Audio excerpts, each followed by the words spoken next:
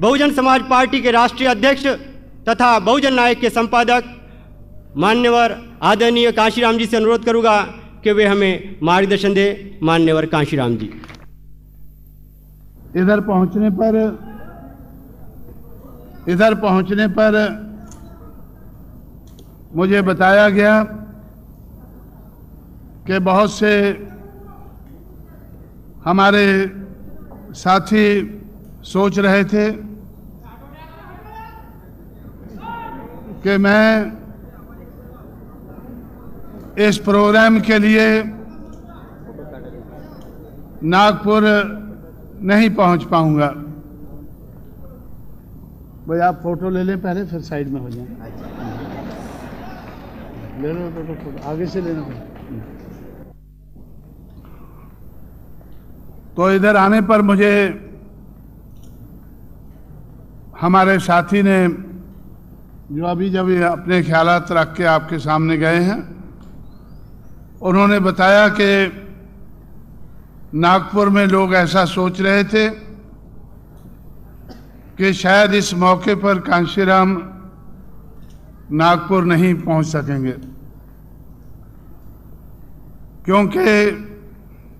क्यों नहीं पहुंच सकेंगे? क्योंकि बहुत से लोग तो दिल्ली की तरफ जा रहे हैं। ये मौका ऐसा है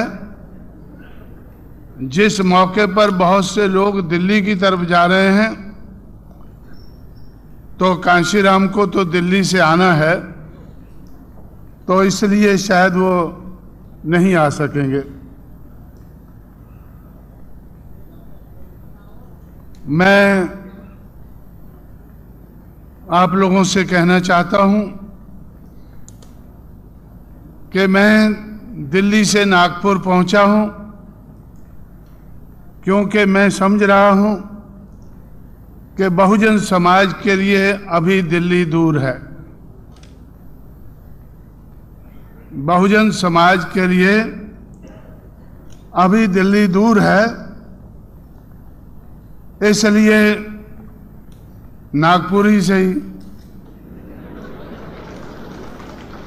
अगर दिल्ली दूर है तो चलो नागपुर ही चलो।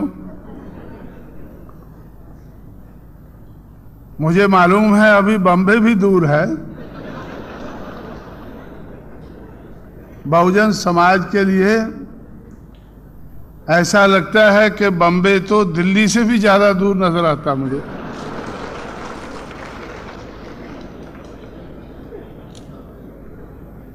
क्यों ज्यादा दूर नजर आता है?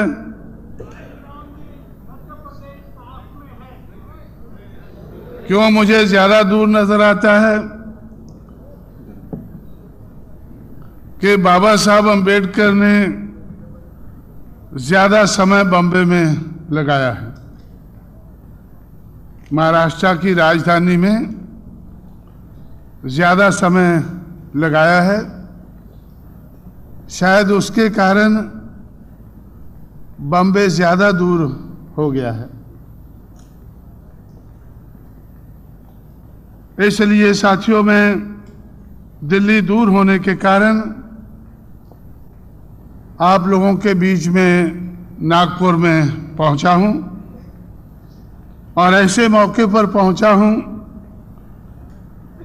जब बहुजन नायक, एक हमारा मराठी का वीकली पेपर 17 साल पूरे कर चुका है। जब मुझे 17 साल की याद आती है तो मेरा दिल बहुत दुखी होता है। आप लोग सोचते होंगे जिन्होंने मुझे बुलाया है उन्होंने खुशी के कारण मुझे बुलाया है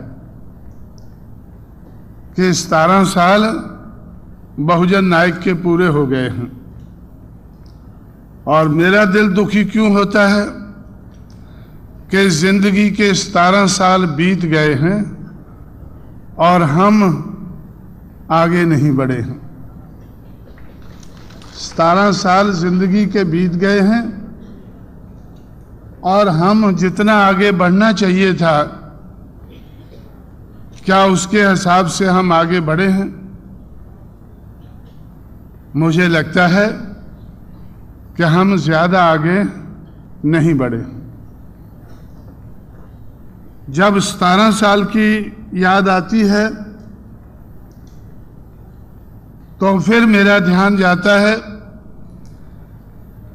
कि इस मौके पर देश भर में आज़ादी की गोल्डन जुबली मनाई जा रही है कि देश को आज़ाद हुए 50 साल बीत गए हैं। 15 अगस्त को आज बहुजन नायक के 17 साल बीत गए हैं और अंग्रेज गए हुए 15 अगस्त को 50 साल बीत जाएंगे। तो मैं सोचता हूं कि अंग्रेज जाने के बाद 50 साल में हमारा समाज कितना आगे बढ़ा है। 50 साल में हमारा समाज कितना आगे बढ़ा है। हम महात्मा फुले की बात करते हैं, शाहू महाराज की बात करते हैं, बाबा साहब अंबेडकर को याद करते हैं। किस लिए करते हैं? कि उन्होंने एक मूवमेंट चलाई है। उन्होंने एक मूवमेंट चलाई है बहुजन के हित में। मनुवाद के आधार पर जिन लोगों को गिराया गया, पछाड़ा गया, अपमानित किया गया, वो लोग मान सम्मान के साथ जी सकें, उनका पिछड़ापन दूर हो सके, उसके लिए उन लोगों ने एक मूवमेंट चलाई है। और वो मूवमेंट कितनी आगे बढ़ी है पिछले 50 साल में। तो जब मुझे मेरा ध्यान उस मूवमेंट की तरक्की की तरफ जाता है तो भी मुझे दुख होता है। उस दुख के कारण मैं जगह जगह घूमता रहता हूं और आज आप लोगों के बीच में भी पहुंचा हूं। मैं बहुत खुश नहीं हूं, मैं काफी दुखी हूं कि हम पिछले 17 साल में एक मराठी का वीकली शुरू करके मीडिया के जगत में हम कितना आगे बढ़े हैं, उस तरक्की को देखकर दुखी हूं। और अंग्रेज जाने के बाद पिछले 50 साल में हमारे बुजुर्गों की शुरू की हुई मूवमेंट कितनी आगे बढ़ी है, उसको देखकर भी मैं दुखी हूं। और आप लोगों को दुखी करने के लिए मैं आप लोगों के बीच में पहुंचा हूं, ताकि आप लोग भी दुखी हों और शायद कुछ लोगों में गैरत पैदा हो जाए और उस गैरत के कारण उठकर काम में लग जाएं, सोचने लगें, समझने लगें। और वो सोच जो हमारे बुजुर्गों की कुछ रंग लाई है, हमारी सोच भी रंग ला सके। अगर पिछले 50 साल में हम आगे नहीं बढ़े हैं तो आने वाले समय में तो हमें किसी मंजिल तक पहुंचना चाहिए। मीडिया एक बहुत इम्पॉर्टेंट चीज है मूवमेंट को चलाने के लिए। आप लोग मेरे से ज़्यादा जानते हैं, क्योंकि बाबा साहब अम्बेडकर ने भी इसके बारे में आप लोगों को काफ़ी बताया है। उन्होंने भी 1922-23 से मीडिया के बारे में सोचकर उन्होंने भी इस दिशा में आगे बढ़ने की कोशिश की। 1922 से लेकर 1956 तक वो कितना आगे बढ़े, ये भी आप लोगों के सामने है। क्या उससे वो खुश थे? मुझे एक मौके पर दिल्ली में मेरे पास प्रोफेसर चिटनिस औरंगाबाद से मेरे पास पहुंचे। जब हम लोगों ने पब्लिकेशन के बारे में, मीडिया के बारे में सोचना शुरू किया, तो वो मुझसे कहने लगे कि 1955 और 56 में बाबा साहब अम्बेडकर बहुत ज्यादा दुखी थे। मूवमेंट के बारे में और मीडिया के बारे में भी वो सोच रहे थे कि मीडिया के मामले में हमें काफी आगे बढ़ जाना चाहिए था, लेकिन हम नहीं बढ़ पाए हैं। आपने जो प्लान बनाया है मीडिया के मामले में, तो उसके बारे में सुनकर मुझे बहुत खुशी हुई, इसलिए मैं आपसे मिलने के लिए दिल्ली में पहुंचा हूं। अभी तो बेचारे वो जिंदा नहीं हैं, लेकिन बीच बीच में मुझसे वो बातें करते रहते थे। लेकिन अगर आज वो जिंदा होते तो शायद मुझसे पूछते कि भाई आपने 10 साल पहले प्लान तो बहुत बड़ा बनाया था, प्लान तो बहुत अच्छा किया था, लेकिन पिछले 10-12 साल में या 17 साल में आप आगे नहीं बढ़ पाए हैं।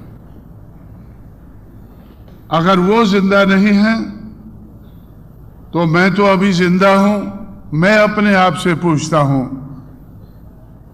कि मैं इस दिशा में कितना आगे बढ़ पाया हूं। मीडिया की कितनी इंपॉर्टेंस है, कितनी जरूरत है,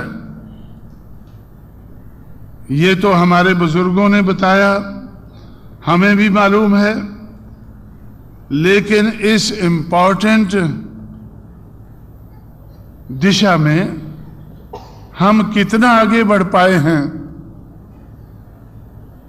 मुझे अपनी बढ़त को देखकर बहुत दुख होता है। इस बढ़त को देखकर बहुत दुख होता है। दुख के कारण कभी कभी मैं मीडिया वालों को भी भगा देता हूं। अगर वो मेरे घर में आते हैं, अगर वो मेरे घर में आते हैं, जी तो चाहता है कि उनका स्वागत करना चाहिए, लेकिन जब मुझे ये लगता है कि ये तो ब्राह्मणिकल मीडिया है,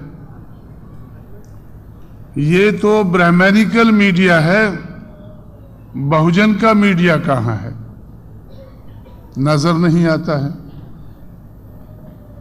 नजर क्यों नहीं आता है? क्योंकि अवेलेबल नहीं है। और जो ब्राह्मणिकल मीडिया है वो हमारी मूवमेंट को रोकने के लिए काम करता है। मुझे ब्राह्मणिकल मीडिया पर गुस्सा क्यों आता है? वो लोग मुझसे पूछते हैं कि भाई आपको गुस्सा क्यों आता है?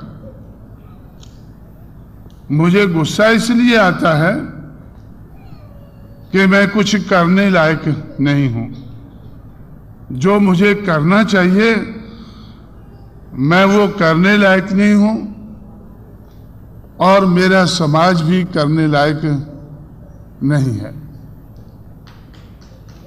इसलिए मैं सोचता हूं कि मुझे कुछ करना चाहिए। तो इसलिए मैं समय बढ़ाता रहता हूं कि अगर इस साल नहीं कर सकते अगले साल करेंगे, उसे और अगले बात करेंगे। अब मैंने सोचा हुआ है कि जिस दिन अंग्रेजों को ये देश छोड़े हुए 50 साल बीत जाएंगे, जिस दिन इस देश के हुक्मरान बड़े पैमाने पर रंग रलियां मनाएंगे, तो उस दिन से हमें कोई बड़े पैमाने पर मूवमेंट शुरू करनी चाहिए।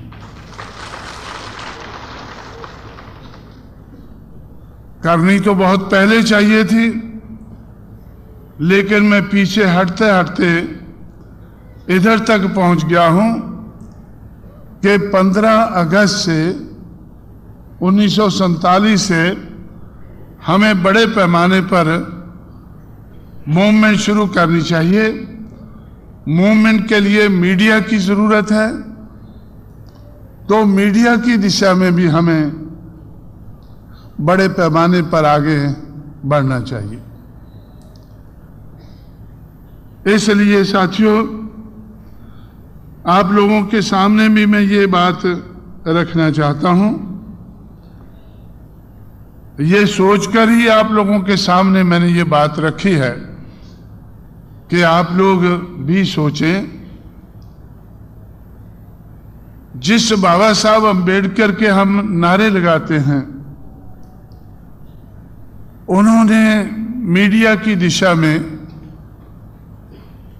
1922 से लेकर 1956 तक 55 तक क्या कोशिश की है,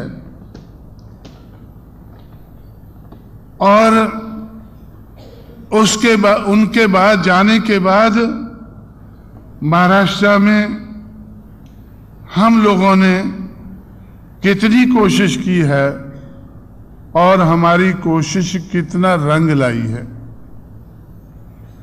सिर्फ कोशिश करना ही जरूरी नहीं है, लेकिन वो कोशिश रंग भी लाना चाहिए। कोशिश में कामयाबी भी होनी चाहिए। अगर बाबा साहब अंबेडकर ने रिपब्लिकन पार्टी बनाई है, अगर बाबा साहब अंबेडकर ने राजनीति में आगे बढ़ने के लिए कोशिश की है और उस दिशा में बाबा साहब के लोग अभी भी कोशिश कर रहे हैं, तो वो कोशिश कितना रंग लाती है राजनीति में। अगर हम आगे बढ़ते हैं, मैं भी समझता हूं कि हमारा लक्ष्य अभी भी सामाजिक और आर्थिक ज्यादा है। बहुजन समाज की जरूरत सामाजिक और आर्थिक दिशा में बढ़ने की बहुत ज्यादा है राजनीति के मुकाबले में। लेकिन राजनीतिक सत्ता भी बहुत जरूरी है। तो राजनीतिक सत्ता हासिल करने की दिशा में हम या हमारी मूवमेंट कितनी आगे बढ़ी है, उसके बारे में भी सोचना बड़ा जरूरी है।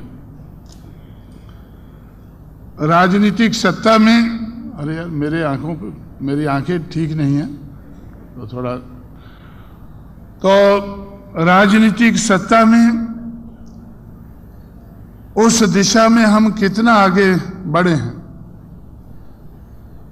क्योंकि राजनीतिक सत्ता जो है वो भी एक गुरु किल्ली है।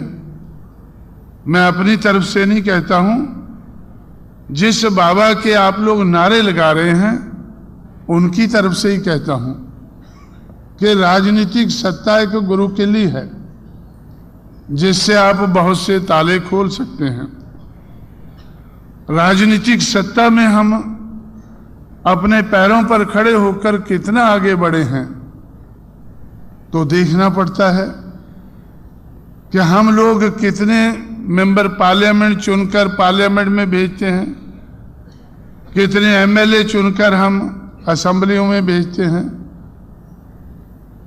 और कितने हम कारपोरेटर चुनकर कारपोरेशंस में भेजते हैं, कितने हमारे मेयर हैं, कितने मुख्यमंत्री हैं, कितने हमारे सेंटर में हमारा शेयर है।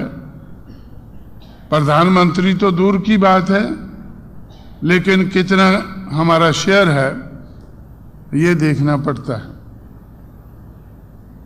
मुझे ऐसा लगता है कि महाराष्ट्र में आप लोग इसके बारे में बिल्कुल नहीं सोचते हैं।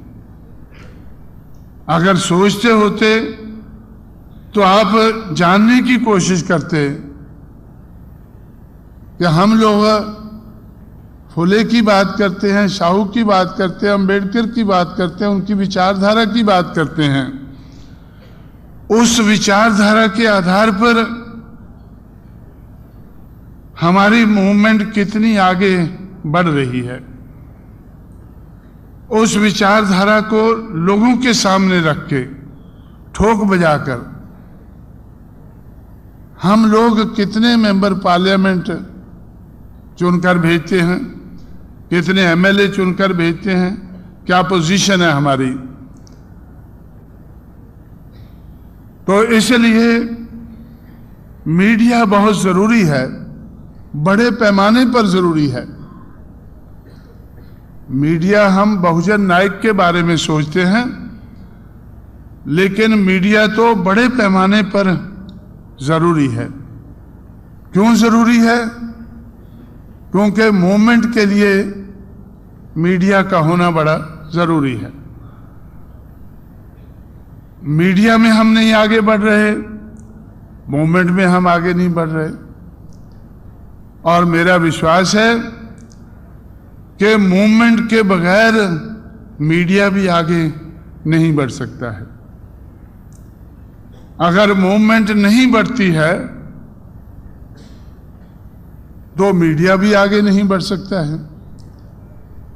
अब मैं बहुत मजबूर इंसान हूं। नागपुर से मराठी में हम बहुजन नायक वीकली निकालते हैं, दिल्ली से बहुजन संगठक हिंदी में हम वीकली निकालते हैं, एक दो जगह से और वीकली निकालते हैं। जब वीकली से आगे हम नहीं बढ़ सकते हैं तो मैं हर भाषा में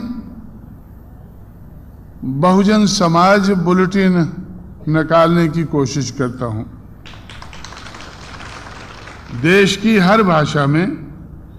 हमारे कुछ साथी इधर आंध्र प्रदेश से इधर हमारे बीच में यहाँ आए हुए, तो उनको मैं अपील करता हूं, उनको मैं मदद करता हूं।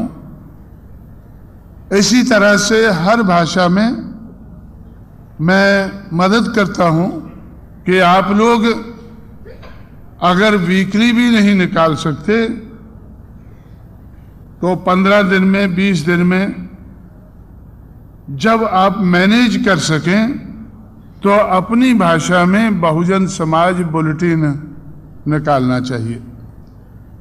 अपने समाज को बताने की कोशिश करें कि हमने पिछले 15-20 दिन में हमने क्या काम किया है, आज क्या कर रहे हैं, आने वाले समय में क्या करने वाले हैं। कम से कम इतनी जानकारी तो आप लोगों को अपने समाज को अपनी भाषा में दे देनी चाहिए। लेकिन जरूरत है डेली पेपर निकालने की, हर रोज, वीकली के अलावा, मंथली के अलावा, और जो और किस्म के जो पब्लिकेशन है उनके अलावा डेली पेपर की बड़े पैमाने पर जरूरत है। यही नहीं, अभी तो प्रिंट मीडिया से हम लोग काफी आगे बढ़ गए हैं। इलेक्ट्रॉनिक मीडिया आज प्रिंट मीडिया से को बहुत पीछे छोड़ गया है। इलेक्ट्रॉनिक मीडिया आज प्रिंट मीडिया को बहुत पीछे छोड़ गया है। जब मैंने कैमरा मैन को, जो इलेक्ट्रॉनिक मीडिया के लोग मुझे डेली परेशान करते थे मेरे घर में आकर, जब मैंने उनको भगाया तो हर रोज वो इलेक्ट्रॉनिक मीडिया से आपके सामने पेश करते थे कि कांशीराम ने हमें कैसे भगाया। आप लोग भी सोचते होंगे कि भाई ये कैसे भाग रहे हैं, ये लोग कैमरे लेके भाग रहे हैं, ये लोग इनको क्यों भगा रहे हैं। और हर रोज वो सुबह शाम जब भी उनको मौका मिलता था, हर किस्म की चैनल के ऊपर वो बता रहे थे। क्यों बता रहे थे? हमारी मूवमेंट को रोकने के लिए बता रहे थे। तो इस तरह से मीडिया जगत में दुनिया तो बहुत आगे बढ़ गई है, हमारा देश भी काफी आगे बढ़ गया है, लेकिन हमारा समाज आगे नहीं बढ़ रहा है। 17 साल के बाद जब हमारे साथी जो बहुजन नायक निकाल रहे हैं, उन्होंने बड़ी खुशी से मेरे हाथ से पत्र बांटे हैं कि भाई ये हम हफ्ते में बहुजन नायक निकालते हैं और ये लोग बांटते हैं। हम कितना पीछे हैं, हम कितना पीछे हैं। अभी अभी पंजाब में चुनाव हुआ, हमारा कोई पब्लिकेशन नहीं था उधर। बहुत पहले जो हमने शुरू किया था वो बहुत पहले बंद हो गया था, 5 साल पहले। 5 साल से मैं पंजाब की तरफ ध्यान नहीं दे पाया। जब चुनाव आ गया तो मुझे लगा कि भाई पंजाब तो हमारा आगे बढ़ा हुआ सूबा था। बाबा साहब अंबेडकर का हाथी जो महाराष्ट्र छोड़कर जंगलों में चला गया था, तो हमने पहली बार उसको पंजाब के जंगलों में पकड़ा था। पंजाब में ज्यादा जंगल भी नहीं होते हैं, तो इसलिए हाथी आसानी से नजर आ गया और पकड़ लिया हम लोगों ने। और उसी पंजाब में जब मुझे लगा कि 5 साल से मैं ध्यान नहीं दे पाया हूं और पंजाब के लोगों ने बहुजन समाज नहीं बनाया है। हमारे 9 एमएलए हैं, 9 में से 6 आदि धर्मी हैं, 9 में से 6 आदि धर्मी हैं, आदि धर्मी चमार हैं, हिंदू चमार हैं, और 2 रामदासी हैं, सिख चमार हैं, और 1 मजहबी है, सिख वाल्मीकि है। तो इसलिए पंजाब में हमारी पार्टी आदि धर्मी, मजहबी और रामदासी, इन तीन लोगों की पार्टी है। बहुजन समाज तो बनाया नहीं इन्होंने, तो ये कैसे जीतेंगे? तो वो लोग सोच रहे थे पंजाब के कि कांशीराम आएगा, किसी से समझौता करेगा और समझौते में हम जीत जाएंगे। जैसे हम लोगों ने साल पहले अकाली पार्टी से समझौता किया और हमारे 3 मेंबर पार्लियामेंट चुनकर आ गए।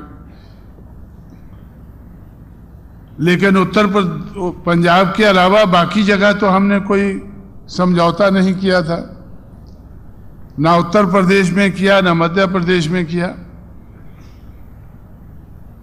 तो उत्तर प्रदेश में हमारे 6 MP चुनकर आए, मध्य प्रदेश से 2 चुनकर आ गए।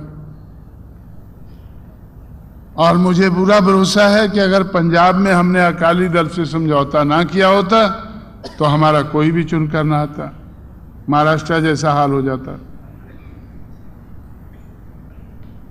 तो इसलिए जब हमारा किसी से समझौता नहीं हो पाया, और समझौता क्यों नहीं हो पाया? तो इसलिए जब हमारा किसी से समझौता नहीं हो पाया, और समझौता क्यों नहीं हो पाया?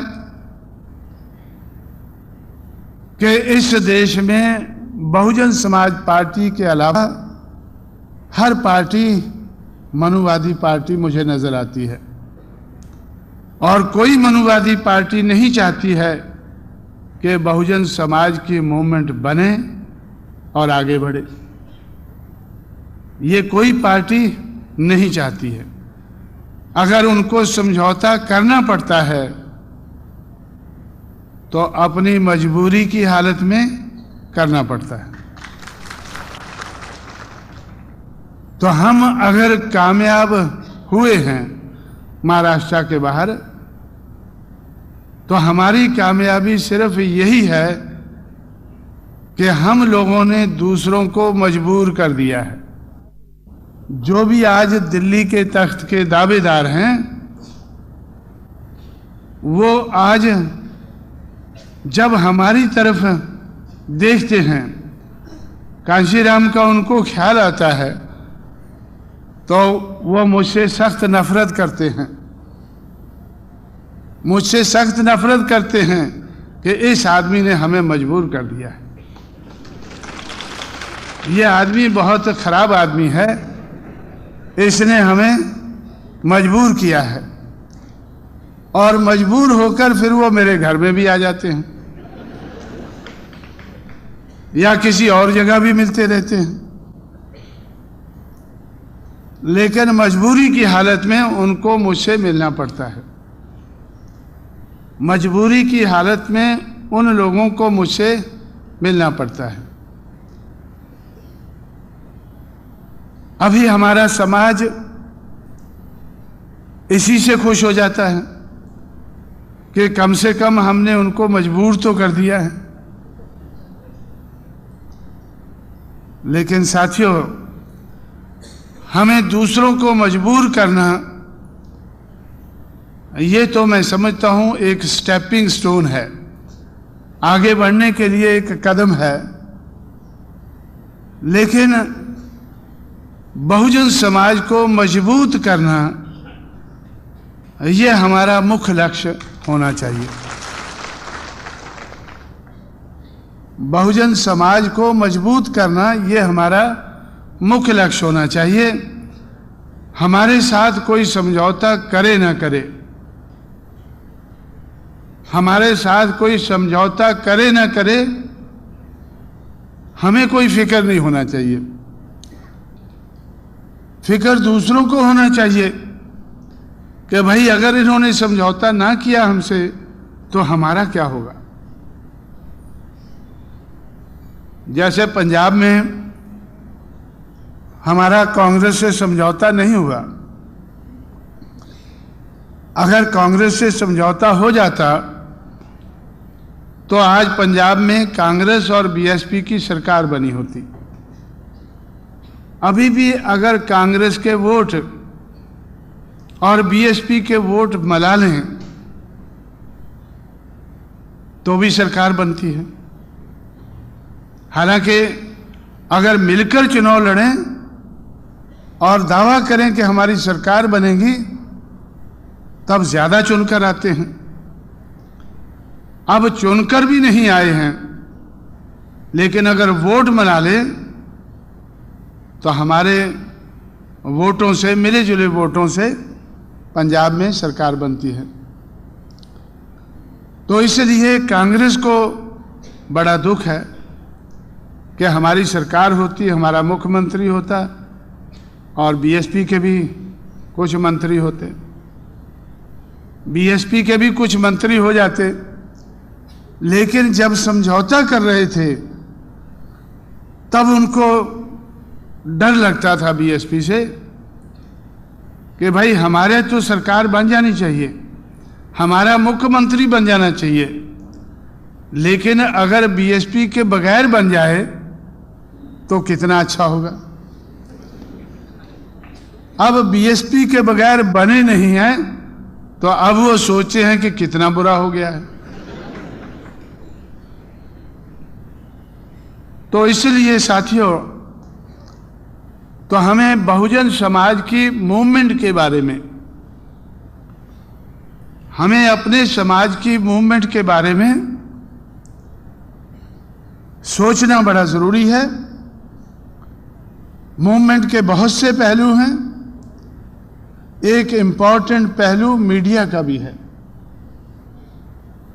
मीडिया सब कुछ नहीं है, लेकिन आज के जमाने में मीडिया बहुत कुछ है।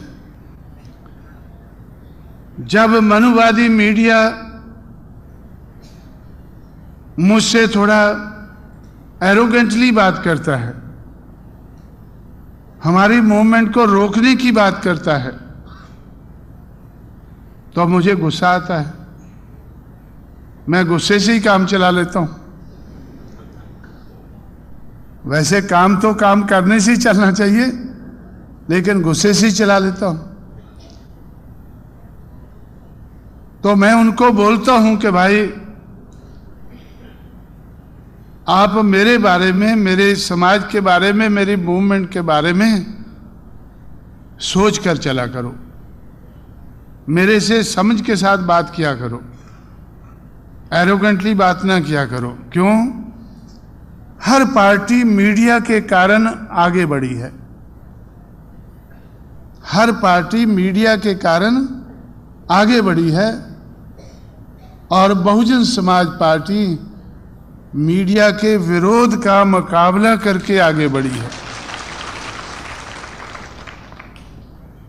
बहुजन समाज पार्टी मीडिया के विरोध का मुकाबला करके आगे बढ़ी है।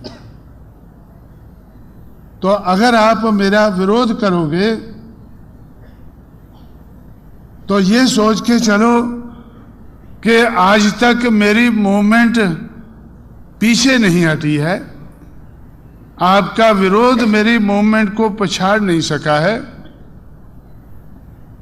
इसको लगाम जरूर लगाया है, ब्रेक जरूर लगाया है, स्पीड कम की है, ये मैं मानता हूं, लेकिन हमारी मूवमेंट को आप खत्म नहीं कर पाए हैं, जिसके बारे में आप हमेशा चाहतमंद रहते हैं। तो इसलिए साथियों, तो मैं अपना गुस्सा तो दूर, अपना दिल तो ठंडा कर लेता हूं गुस्सा करके, लेकिन सिर्फ दिल ठंडा करने से हमारा काम नहीं चलता है। दिल और दिमाग अगर दुखी रहे तो काम ज्यादा बन सकता है। तो इसलिए मैं भी आज आप लोगों के दिल और दिमाग को थोड़ा दुख देने के लिए इधर पहुंचा हूं। इसलिए मैं आपसे कहना चाहता हूं कि मुख्य लक्ष्य तो हमारा मूवमेंट का है, मुख्य लक्ष्य हमारा मूवमेंट का है। मूवमेंट को चलाने के लिए मीडिया जरूरी है। जिस लेवल पर आपको मूवमेंट चलानी है, उस लेवल का मीडिया जरूरी है। आज हमारा काम बहुजन समाज के बुलेटिन निकालने से नहीं, बहुजन समाज के वीकली निकालने से नहीं, बहुजन समाज के डेली निकालने से और बहुजन समाज के इलेक्ट्रॉनिक मीडिया का प्रबंध करने से तब हमारी मूवमेंट दिल्ली के लायक की मूवमेंट बन सकती है। मैंने पहले ही कहा है कि कांशीराम आज नागपुर में क्यों है, क्योंकि कांशीराम के लिए, कांशीराम के समाज के लिए अभी दिल्ली दूर है। अभी हमारे लिए दिल्ली दूर है, तो इसलिए जहां से हमारा वीकली निकलता है वहां ही चले चलो, वीकली के पास ही चलो। अगर डेली कहीं नजर नहीं आता है और डेली पेपर का कोई असर नजर नहीं आता है, अगर इलेक्ट्रॉनिक मीडिया नजर नहीं आता है, तो चलो वीकली के पास ही चलो। तो इसलिए साथियों, मैं आपका ध्यान मूवमेंट की तरफ ज्यादा दिलाना चाहता हूं और आप लोगों से अपील करना चाहता हूं कि जब आप फुले के बारे में सोचें, शाहू के बारे में सोचें, आवाज निकालें, अंबेडकर के बारे में सोचें, आवाज निकालें, तो थोड़ा समझकर आवाज निकालनी चाहिए। मेरी तो आवाज बंद हो जाती है, बड़ी मुश्किल से मैं आवाज निकालता हूं कि भाई हम अपनी जिम्मेवारी नहीं निभा रहे हैं। क्यों मेरी आवाज बंद होती है? कि जो हमारी जिम्मेवारी है हमारी मूवमेंट के प्रति, हम वो नहीं निभा रहे हैं। लेकिन फिर भी आप लोगों के मुकाबले में ज्यादा निभा रहे हैं। आप लोग मुझे या मेरी आवाज को क्यों सुनना चाहते हैं? कि आपको भी लगता है कि ये आदमी जिम्मेवारी ज्यादा निभा रहा है, लेकिन जिस लेवल पर मुझे जिम्मेवारी निभानी चाहिए उस लेवल पर मैं नहीं निभा रहा हूं। और अगर हम मिलजुल कर काम करें, बोझ बांट लें, बोझ को बांटकर अगर हम चलें तो हम ज्यादा बोझ उठा सकते हैं, ज्यादा जिम्मेवारी निभा सकते हैं मिलजुल कर। लेकिन मिलजुल कर चलना महाराष्ट्र के लिए तो सबसे ज्यादा मुश्किल नजर आता है। मैं बहुजन समाज की बात करता हूं, मैं बहुजन समाज की बात करता हूं, और महाराष्ट्र में तो बहुजन समाज, या अगर बहुजन की बात करनी है तो कांशीराम को या कांशीराम की मूवमेंट को रोकने के लिए बात करनी है।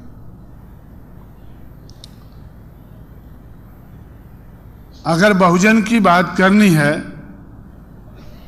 और अगर किसी ने करवानी है, अगर किसी ने बहुजन की बात करवानी है, अगर किसी ने बहुजन संघ बनवाना है, तो इसलिए बनवाना है कि कहीं कांशीराम का बहुजन समाज महाराष्ट्र में ना आ जाए, कहीं कांशीराम का बहुजन समाज महाराष्ट्र में ना आ जाए, तो चलो बहुजन संघ बना लो, घेरो उसको, कि बहुजन की बात तो महाराष्ट्र में पहले ही चल रही है। लेकिन बहुजन संघ कितना कामयाब होता है। बहुजन संघ के लोग आज भी दिल्ली में देवे गौड़ा के पास जाते हैं, जो भी दिल्ली में पावर में होता उनके पास जाते हैं कि भाई हम चुनकर तो नहीं आ सके, हम कलाकार लोग हैं, तो इसलिए हमें नॉमिनेट ही कर दो। हम महाराष्ट्र से चुनकर नहीं आ सकते हैं, हमारी मूवमेंट हमें चुनकर नहीं भेज सकती है, लेकिन हमारी कलाकारी को ध्यान में रखो कि हम कभी भी समाज को, जो मनुवाद के आधार पर गिराया गया समाज है, पिछाड़ा गया समाज है, गिरा हुआ समाज है, हमारी कला है कि हम उसको उठने नहीं दे रहे हैं। हम उसको उठने नहीं दे रहे हैं। ये क्या थोड़ा उपकार है आप लोगों के ऊपर? हम आप लोगों के ऊपर इतना उपकार कर रहे हैं कि हम गिरे हुए लोगों को उठने नहीं दे रहे हैं, तो हमारी कला को ध्यान में रखो, हमें नॉमिनेट ही कर दो। तो इसलिए साथियों,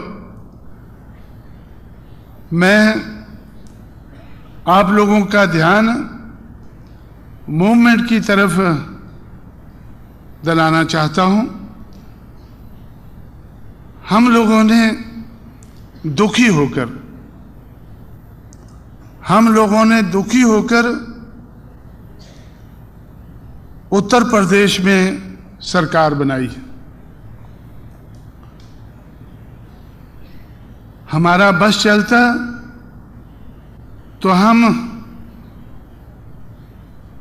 बहुमत हासिल करके हम अपनी सरकार बनाते।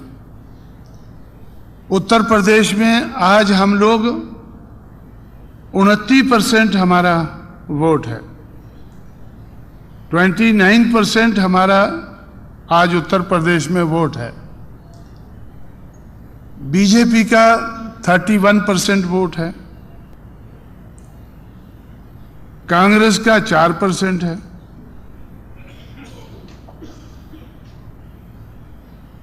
और भी बहुत सी जनता दल है, उसका मेरा ख्याल 4 से भी कुछ कम है। कितना है वो, इतना नीचे के लेवल तक मैं अभी देखता नहीं हूं, लेकिन मैं ये जरूर देखता हूं कि 29% हमारा है और 31% बीजेपी का है। 2% या 3% वोट हमारा और बढ़ गया होता। किसका? जिसको हम बहुजन समाज कहते हैं, जिसके पास वोट की कोई कमी नहीं है, उसका वोट 3-4% और बढ़ गया होता तो बहुजन की सरकार बन गई होती। लेकिन दुखी तो मैं भी हूं, लेकिन दुखी सारा संसार है,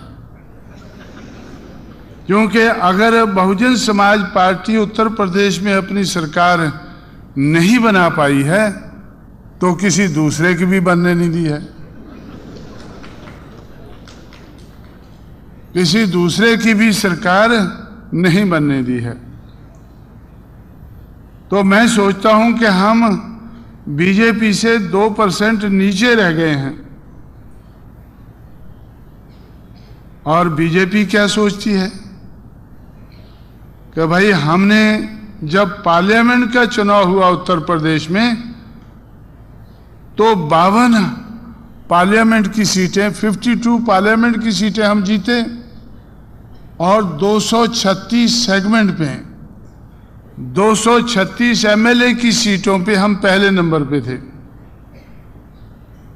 236 सीटों पर हम पहले नंबर पर थे और हम सोच रहे थे कि अब उत्तर प्रदेश में हमारे अलावा किसी की सरकार बनेगी नहीं। लेकिन जब एमएलए का चुनाव हुआ, असेंबली का चुनाव हुआ, तो बीजेपी 236 से घटकर 174 पर आ गई। मेरी बात समझे ना आप लोग कि 236 से घटकर 174 पर आ गई और सरकार बनाने के लिए 213 चाहिए। तो हम लोगों ने सोचा, बहुजन समाज पार्टी की तरफ से हमने सोचा कि अगर हमारी सरकार नहीं बनती है तो हमें किसी दूसरे की भी नहीं बनने देनी है। इसलिए हमारी कामयाबी सिर्फ इसी में हुई है कि हमने बीजेपी की 62 सीटें कम कर दी, 62। हम लोगों ने असेंबली के चुनाव में बीजेपी की 62 सीटें कम कर दी, 236 से 174 पर ले आए। और जब वो गवर्नर के पास जाते हैं कि भाई हमारी सरकार बनाओ, गवर्नर कहता है 213 दिखाओ। आप लोगों ने सुना होगा कि भाई सरकार बनानी है तो 213 दिखाओ, सरकार बनानी है तो 213 दिखाओ, 213 की सरकार बनेगी। तो वो सर पे पीटते हैं कि भाई हम 236 से 213 पर ही लटक जाते तो भी सरकार बन जाती, लेकिन हम 174 पर आ गए। और 174 पर लाया कौन है? बहुजन समाज पार्टी लाई है। 236 से 174 पर बहुजन समाज पार्टी ने उनको लाया है। तो इसलिए वो बहुजन समाज पार्टी को अंदर अंदर बुरा भला भी बहुत कहते होंगे, लेकिन मेरे मुंह पर तो नहीं कह सकते, क्योंकि मेरे से मिलकर भी चलना है। जब मेरे से मिलकर चलना है तो मेरे मुंह पर तो नहीं कहे कि तेरा सत्यानाश, हमने 236 से हमें 174 पर तो ले आया। और मुझसे तो यही कहेंगे कि तेरा भला हो जाए, चलो मिलजुल कर ही सरकार चला लेते हैं। तो इसलिए साथियों, तो हमें अपनी मूवमेंट के बारे में ये सोचना है, हमारी मूवमेंट के बारे में सोचना है कि जिन महापुरुषों का नाम लेकर हम मूवमेंट चला रहे हैं, तो उन महापुरुषों के नाम को हम कहीं कलंक तो नहीं लगा रहे।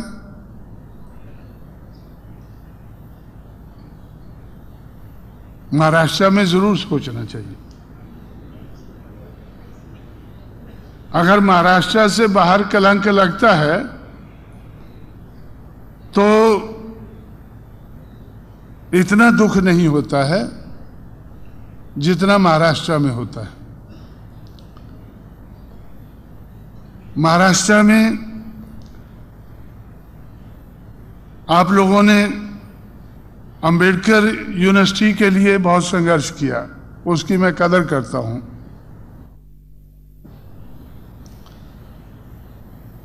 लेकिन आप लोगों का संघर्ष सही नहीं था। आप लोगों का संघर्ष सही नहीं था, गलत था। संघर्ष कैसा होना चाहिए, सही कैसा होता है? जो हुक्मरान की कुर्सी को हिलाता है। सही संघर्ष कैसा होता है? जो कुर्सी पर बैठा हुकूमत कर रहा है उसकी कुर्सी को हिलाता है, और जो कुर्सी पर बैठा है वो बार बार सोचता है कि यार कहीं गिराने देना मुझे, भाई ये तू क्या कर रहा है, क्या गड़बड़ कर रहा है, कहीं मैं गिर गया तो ठीक नहीं रहेगा। लेकिन आप लोगों का संघर्ष कुर्सी को नहीं हिला पाया। आप लोगों का संघर्ष हुक्मरान की कुर्सी को नहीं हिला पाया। तो मैं एक बात और कह देना चाहता हूं, महाराष्ट्र से भी संबंधित है, उत्तर भारत से भी संबंधित है, कि जब मैं पूना में था 1971 में, जब पार्लियामेंट की 521 सीटें होती थी, तो पूना में कांग्रेस और रिपब्लिकन पार्टी में युति जारी होती और दादा साहब गायकवाड़ और मोहन धारिया ये युति करने के बाद तालियां बजाते हुए गाड़गे महाराज धर्मशाला से बाहर निकले, जहां मैं बाहर खड़ा सुन रहा था। कहा भाई ये तो युति भाई बहुत अच्छा हो गया है, ये गांधी और अंबेडकर में युति हो गई है। ये युति उनके ज़माने में अगर नहीं हुई है, उनके जाने के बाद अगर 1956 तक नहीं हुई है, तो 15 साल बाद 1971 में हो गई है। गांधी और अंबेडकर में युति हो गई है। तो मैं बोला भाई युति का नतीजा क्या है, भाई कैसी युति होगी? वो बोलने लगे कि 520 सीटें गांधी लड़ेगा और 1 अंबेडकर लड़ेगा। तो मुझे एकदम झटका सा लगा कि भाई ये कैसी युति झाली है? ये अंबेडकर के हिस्से में 1 ही सीट आई है। इससे बेहतर है कि हम गांधी और अंबेडकर का नाम ना लें। लेकिन अब मैं कौन होता हूं लेने वाला? ये तो लेने वाले नाम ले रहे हैं। अंबेडकर की तरफ से दादा साहब गायकवाड़ ले रहे हैं और गांधी की तरफ से मोहन धारिया ले रहे हैं। मैं तो वैसे ही बीच में सुनने वालों में हूं, लेकिन मुझे अच्छा नहीं लगा। तो उत्तर प्रदेश में जब हम लोगों ने युति की कांग्रेस के साथ, हमने भी अनाउंस कर दिया कि भाई ये गांधी और अंबेडकर की युति है, और 425 सीटों में से अंबेडकर के हिस्से में 300 आई हैं और गांधी के हिस्से में 125 आई हैं।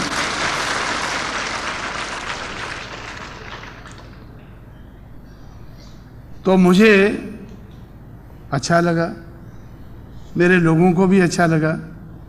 आप लोगों ने तालियों से इसका स्वागत किया, आपको भी अच्छा लगा होगा।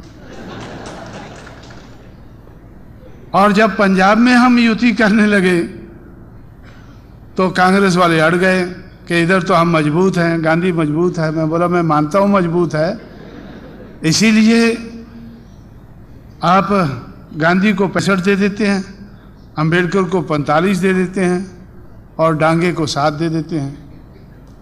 कम्युनिस्टों को अभी डांगे तो नहीं, इधर कोई और होगा मेरा ख्याल, लेकिन आप जानते हैं कि डांगे कम्युनिस्ट थे। जानते हैं नहीं जानते भाई? तो कम्युनिस्टों को 7 दे देते हैं, 117 सीटों का बंटवारा ऐसे कर लेते हैं। उनके गले से नहीं उतरा और उनके जनरल सेक्रेटरी ने, गुलाम नबी आज़ाद ने कहा कि भाई हम उत्तर प्रदेश की तरह से हम कांग्रेस को बेचेंगे नहीं। तो मैं सोचने लगा कि भाई क्या हम खरीदने लायक बन गए? ये बोलते हैं हम उत्तर प्रदेश की तरह से बेचेंगे नहीं। तो चलो, मैं बोला अगर युति नहीं जाली तो कम से कम खरीदार तो बन गए। तो इसलिए साथियों, तो हम अगर बहुजन समाज बना लें, अगर हम बहुजन समाज बना लें, जाति के आधार पर तोड़े हुए लोगों को जोड़कर बहुजन समाज बनता है। मनुवाद के आधार पर गिराए हुए लोगों को उठाने से बहुजन समाज बनता है। अगर महाराष्ट्र में हम बहुजन समाज बना लें तो हमें किसी और युति की ज़रूरत नहीं पड़ेगी। किसी और से युति करने की जरूरत हमें महसूस नहीं होगी। हो सकता है कि जब तक हम पूरा बहुजन समाज ना बना लें तो किसी और को हमारे साथ युति करने की जरूरत पड़ जाए। किसी और को पड़ सकती है, बहुजन समाज को नहीं पड़नी चाहिए। तो इसलिए आप लोग महाराष्ट्र में बहुजन समाज बनाने के बारे में सोचें और बहुजन समाज बनाने की तरफ कुछ न कुछ कदम उठाएं। अब समय बहुत ज़्यादा हो गया है, आप लोग परेशान होंगे और मैं थक चुका हूँ।